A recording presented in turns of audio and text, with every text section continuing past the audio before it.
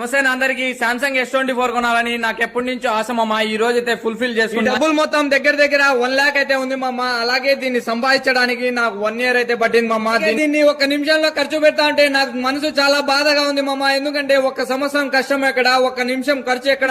మనసు చాలా బాధగా ఉంది మామ. ఎలాగైతే నేను ఈ ఫోన్ అయితే తెచ్చేసాం, ఓపెన్ చేసి